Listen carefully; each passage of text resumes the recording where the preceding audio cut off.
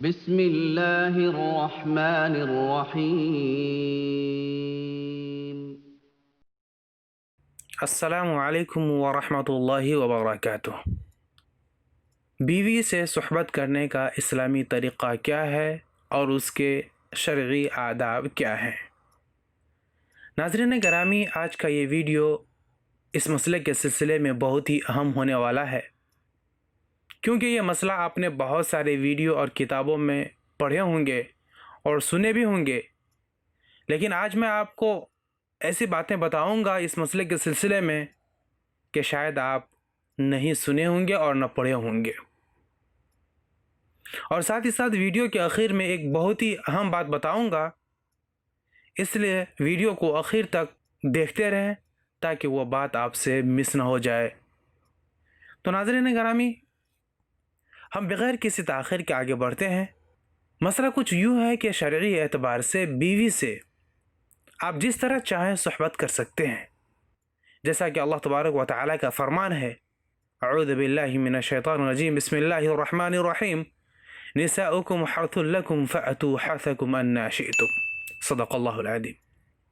تمہاری بیویاں تمہارے لیے کھیتیاں ہیں، لہذا اپنی کھیتی میں جہاں سے چاہو جاؤ، کھڑے ہو کر، بیٹھ کر، لیٹ کر، آگے کی طرف سے، پیچھے کی طرف سے، مرد اوپر ہو اور عورت نیچے یا اس کے برعکس، سب طرح بیوی سے صحبت کرنا جائز اور درست ہے۔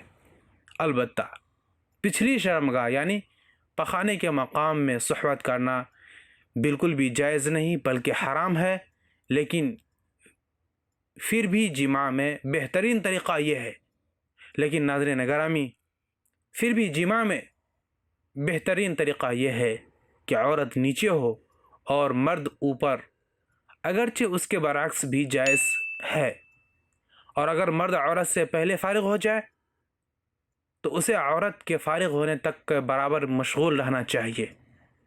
ایسا نہ ہو کہ اپنا کام بنتے ہی فوراً اتر گئے اور صحبت سے پہلے عورت کو پیار و محبت کی باتوں کے ذریعے اور چھیڑ چھاڑ کے ذریعے مکمل طور پر جماع کے لیے آمادہ بھی کر لینا چاہیے، کیونکہ عورت کو مکمل طور پر تیار کیے بغیر صحبت کرنا بھی یہ اچھا عمل نہیں ہے۔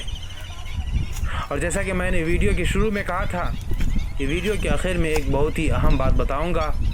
وہ بات یہ ہے کہ صحبت کے بعد دونوں کو پیشاب ضرور کر لینا چاہیے۔ یہ طبی نقطہ نظر سے بہت ہی اہم بات ہے، تاکہ اگر منی کا کوئی قطرہ سوراخ میں رہ گیا ہو تو وہ خارج ہو جائے۔